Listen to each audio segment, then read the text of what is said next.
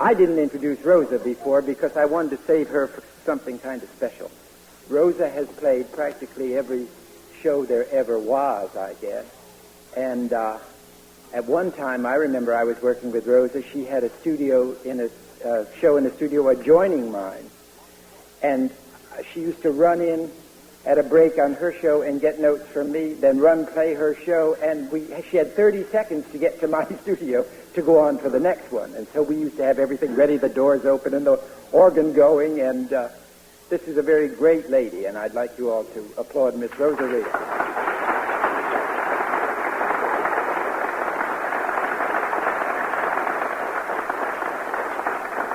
Another marvelous thing about Rosa is she knows what you want before you do, and she always makes you look so good. Okay. Now again, Mr. George Ansro is going to announce the Falcon, but it begins first with the Falcon himself. I just want to say this, that at the end of Ethel and Albert, or any other soap opera in those old days, I would be very busy, even at this point, doing about 3 pages of live commercial announcements, right?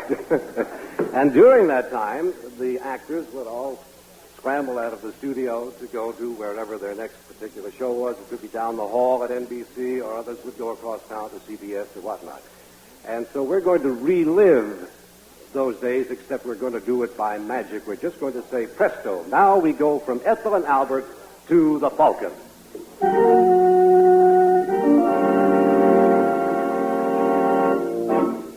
My name is Mike Waring. Some people call me the Falcon, but that's only when I'm working on a case. I don't know if I'm supposed to feel flattered by that name or not.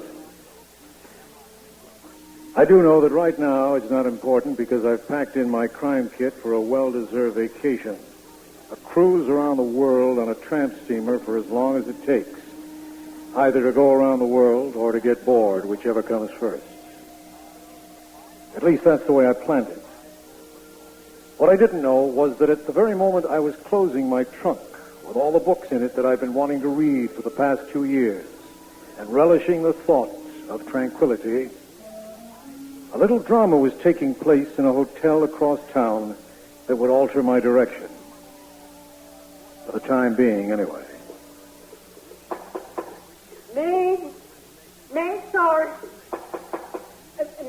sir. Can I clean your room now? Oh, help! There's a dead man in 318. Tonight, Mike Waring as the Falcon in A Little Knowledge. A case unlike those he was used to handling, but one that had him puzzled until he could find the solution. That's right. My phone rang, and like an idiot, I answered it. I could have kicked myself as soon as I did because it was the manager of the hotel where the dead man had been discovered. It seems the problem was that no one could identify the corpse. The manager had a body without a name in his hotel, and he was frantic. He was hoping I could do something to keep the news of this nameless intruder out of the papers. Of course, I couldn't.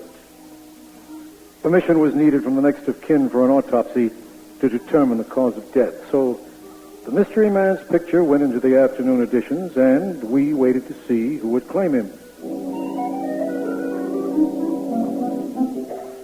Funny, he didn't look like a monster. He was a corpse, and his victims were still alive. But he had the power to hurt and go on hurting where the bruises never showed. For a dead man, he was capable of causing a lot of grief.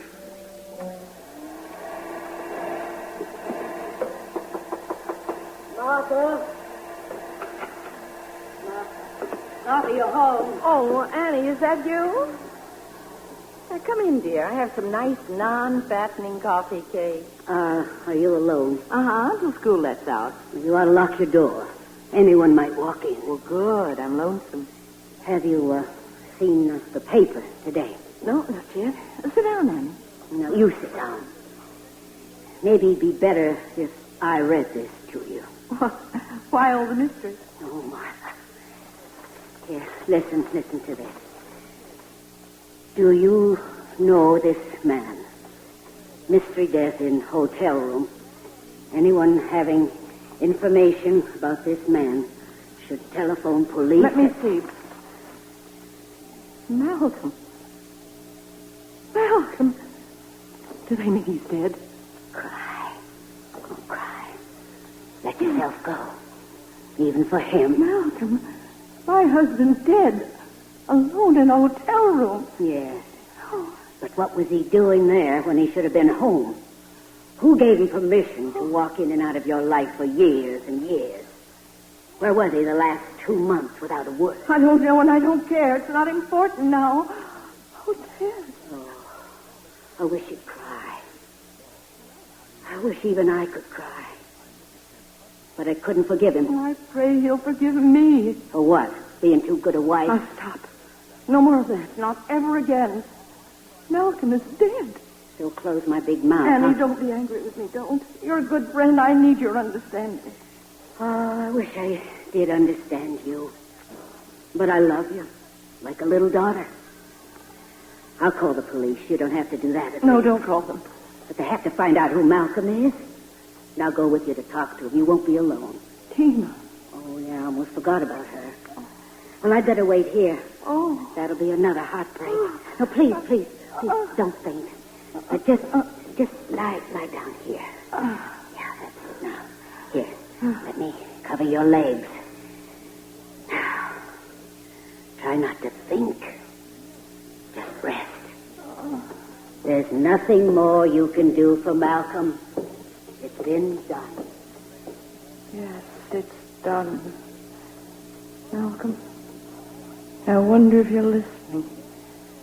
If you can hear me, try to understand why I did it, Malcolm. I couldn't let you go, my love. I couldn't let you go.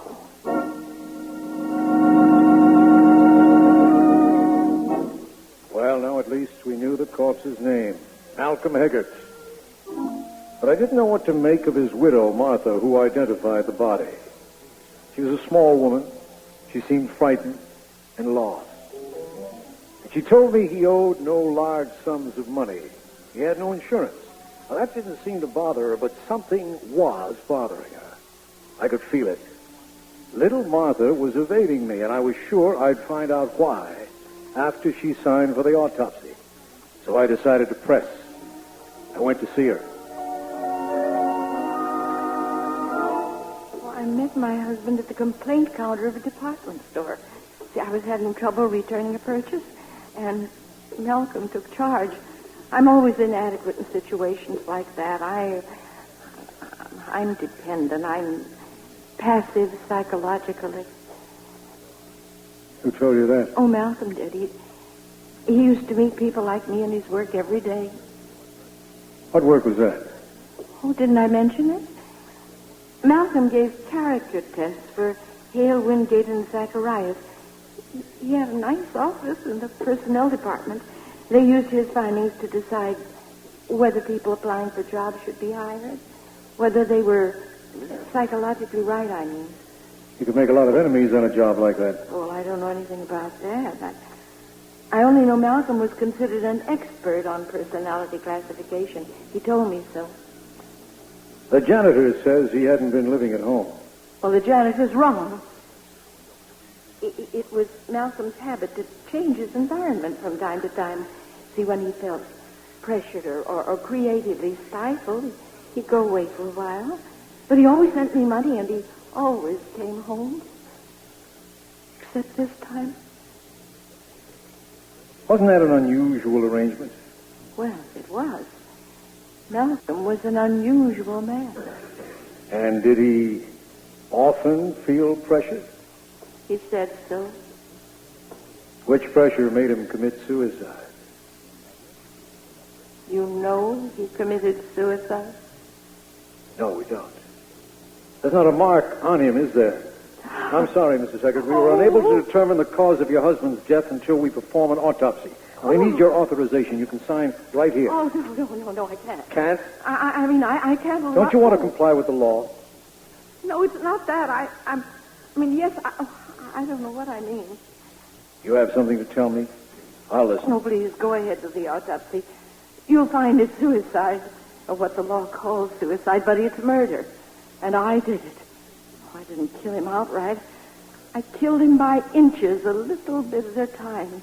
Every day that I clung to him and refused to set him free. He wanted to divorce you? Oh, I'm sure he did. Look at me. What do you see? Could you give a description of me? Malcolm once called me a little brown wren. Like so many things he said, it was cruel but accurate. Yeah, a little brown wren. That's me. Afraid of situations, shy with people, afraid of my own shadow. That's me, all right. Just the opposite of what my husband wanted and needed in a wife. He didn't tell you that. Well, he didn't need to. I could see the things he admired in other women. This one met life on its own terms. That one was courageous and emancipated. Another one was witty and smart.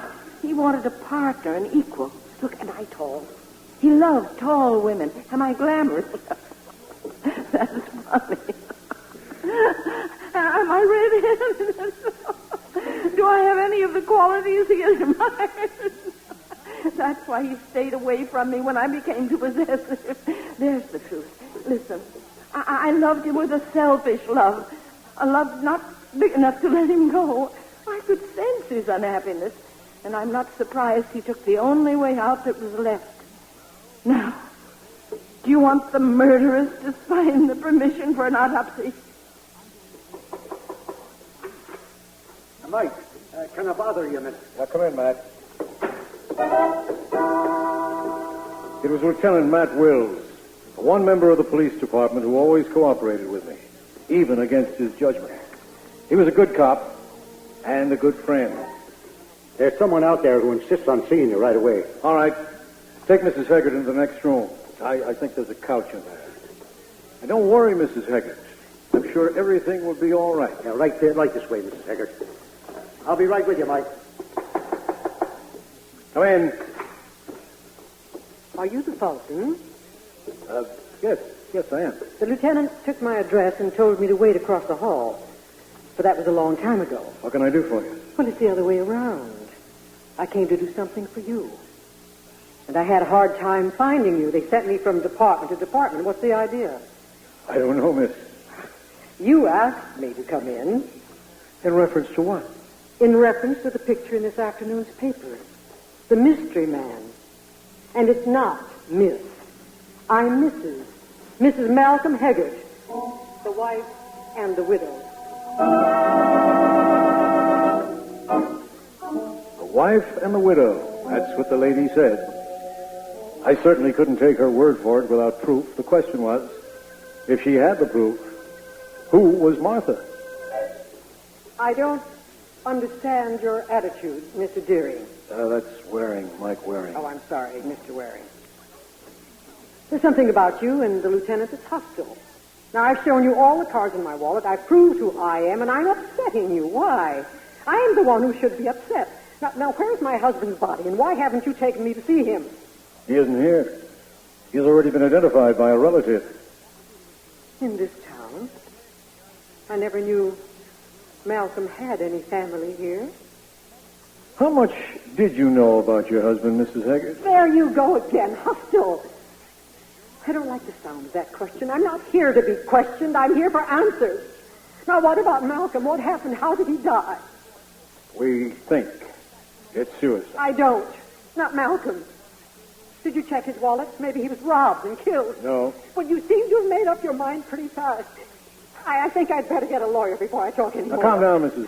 Haggard. Nobody's hiding anything. We just don't know. Now, if you'll sign an order authorizing an autopsy on him. Oh, cut him up? Oh, Lord, no, I can't. Not my Malcolm. I think I'm going to be sick. Here, have some water. Thank you. I'm sorry I came on so strong. If you knew how I felt when I saw his picture in the paper, the pit of my stomach was like an elevator going up. I know I don't look like everybody's idea of a grieving widow, but that's what I am. He was the only person who ever took an interest in me, in the real me, Lila. Oh, I know how I look. Men like it, but that's business. I was a model, and now I'm trying to be an actress. I was a blonde, and now I'm a redhead, but none of that matters. You see, I was drifting until I met my husband. Drifting. I was shipwrecked a couple of times. Malcolm explained it. He explained me to myself psychologically. It made so much sense. I was learning from him or trying to learn. Why am I talking to you? I want to see him. I don't care if you have him packed in ice in a drawer. I want to see him. And I want to see who identified him. That was my right. It was mine. We had no way of knowing he was married to you. Well, didn't that relative tell you? Oh, I was right. Something is rotten in this setup. Now, I want to see Malcolm. I'll stand here, and I'll yell until I do. Do you hear that? Do you hear that? What's wrong? You're always screaming. Is it something about Malcolm? Oh, Malcolm. Yes, it's about Malcolm. The Gestapo here won't let me see my husband's body. Now, I demand that somebody call Charlie King. He's my lawyer. But call who him. are you? I'm Lila Heggert, Mrs. Malcolm Heggert, and I'll scream until I get some action. No, there must be some mistake. Are you all right, Mrs. Haggard? Are you talking to me or to her? This is it. Ladies, Martha, Lila, you're both married to the same man. Whatever else Malcolm Haggard may have been, he was a bigamist. So you're saying he was married to her? My husband, Malcolm? Right. Why, you will eat those lies in court when I see my lawyer. I'd advise you to see him. Find out where you stand legally. Why don't you tell her that? She's the one who's making up the lies. When were you married to Malcolm? And why should I tell you? I need to know. I'll bet you do. Then you'll claim you were married first. I don't believe you ever knew my husband. He has a scar below his left shoulder. It's like a half moon. He fell through a window as a child and had 12 stitches in it. No. Yes. When he was annoyed, he'd play a Brahms concerto over and over till he wanted to break the record. He wouldn't eat rye bread. He wouldn't wear darn socks. He read late at night, always psychology books. But did he ever let you dust those books or arrange them? You know he didn't. I'm not listening. Yes, you are. You know I'm Malcolm's wife, too. We had a long time together. Now, he married me 12 years ago. When did he marry you? Tell me. All right. I'll wait. Oh, please. Please don't take everything away from me. Leave me something. Look, you're tall, you're beautiful, you're confident. I know why he wanted you. What man wouldn't? I can't compete with you. I wouldn't try, but I've got to know when he married you. Let me at least have that. Please, Mrs. Haggard, don't. Oh, so you think she has a prior claim, too. But she's not sure. Just look at her, shaking and trembling. I beg you, I plead with you. Now, look, I'm going home. Don't try to get in touch with me, or I'll have you arrested in spite of your detective friends. You little ones, you get away with murder, but not this time. I won't sign anything, and you're stuck, aren't you? You'll just have to leave it the way it is, in a mess. Well, tough luck on you. Don't let her go. Bring her back. She won't tell you anything. But if they were married in this town, we'll find out when it happened. Well, suppose they were married somewhere else.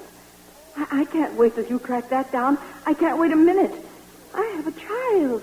Tina's my daughter. But what else is she? Has she a father to call her own? Has she a name? Can you tell me that? Oh, Tina. Oh, Tina.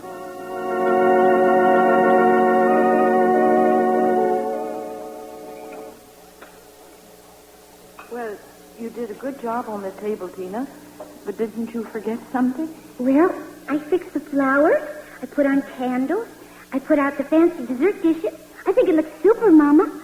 Napkins? Oh, yes. Well, baby, how was today? Oh, I had a good day for a change. The homework was right after all, even the third problem. Remember how long that took me? I almost knew how I got the answer after Miss Langley explained it. I made some coffee, Mama.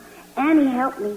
Would you like to try it? It's probably awful. Oh, no, coffee would be fine, dear. Can we talk about him? I saw the picture in the paper. Where? In school. I didn't cry. I said he was a cousin. Oh, Tina. Why did he do it, Mama? Don't say he. Say my father. My father? Sometimes. Always. When he was here. Oh, I wish you could remember the good times. You were too young. But we'll talk about them. I want you to know your family. No. You're all the family I need. No, never say that. I'm sorry. What did I say? I'm not enough. I'm nobody to look up to. I'm not even adequate. Last night when you came to me with your homework, I couldn't help you. Your father would have helped you. He was brilliant. People were drawn to him. No wonder that when he met her, she... She what? Oh, bring me the coffee, baby. Okay. But first, Mama, I want you to know that I love you a lot. Oh, and I love you too, Tina. You'll see how much.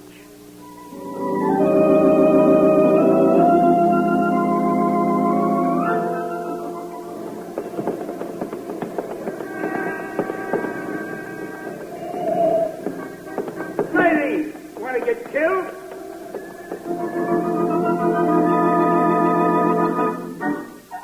Is this Mrs. Malcolm Haggett's address?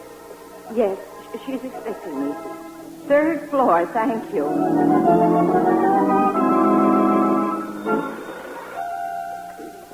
I'm coming. Get out. No, I'm coming in. Stop! How'd you find me? I'm not in the phone book. Oh, I know. Those dirty, rotten police detectives. Well, you're in. So how do you like it? Our place. Mine and Malcolm's. Malcolm likes these colors. You've used them well. Yes, he said I had a creative flair. I'll bet he never said that to you. Mrs. Oh, Haggett. cut it out. You just want me to call you that. And I won't play games. Lila, I have something to tell you. Now, I don't want you to be angry with me. No? Well, I'm not handing out any forgiveness. That's your bit, Saint Martha. Sweet Martha the Martyr. Look at this. Oh. Now, this is our child. Malcolm's and mine. See, Tina is going to be somebody someday. All she needs is self-confidence. She's easily hurt. Oh, she tries to cover up by pretending she doesn't feel anything at all.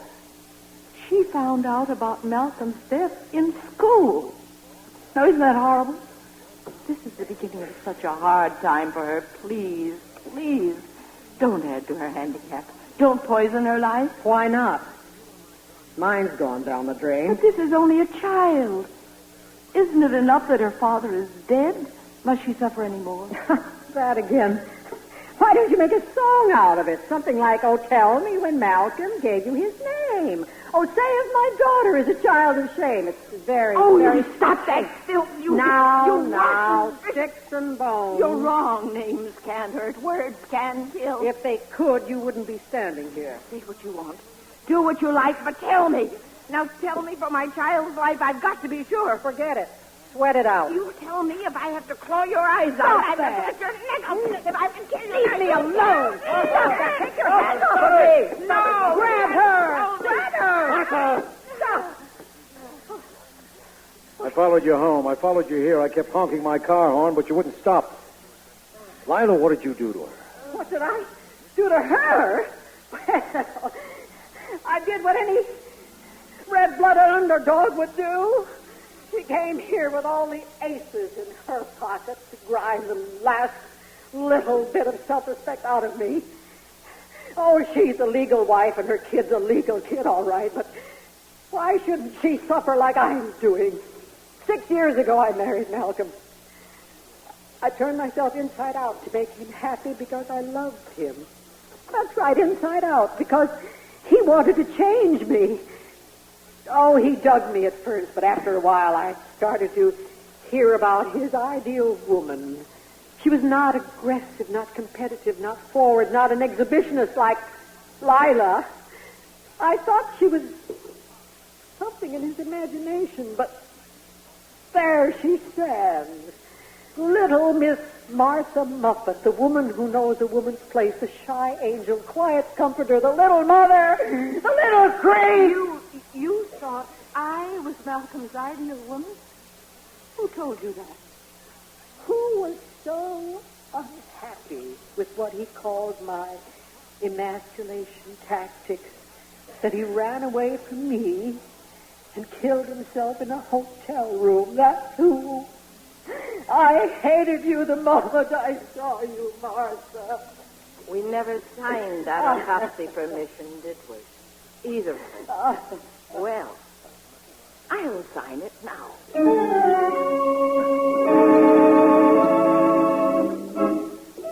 Well, the autopsy didn't really matter anymore, although the law required that there be one. I had located a doctor who had treated Malcolm for years. Malcolm had had a very serious heart condition, and it was just a matter of time before the end came for him, and the beginning for Martha and Lila, the beginning of a new life for both of them. Malcolm knew he was dying when he went to that hotel with no identification. It was just another card in the game he loved to play, a game he'd always won before. But this time, Martha and Lila were the winners because at long last, they were free.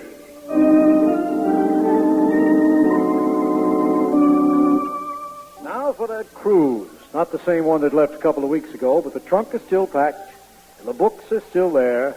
And this time, if the phone rings,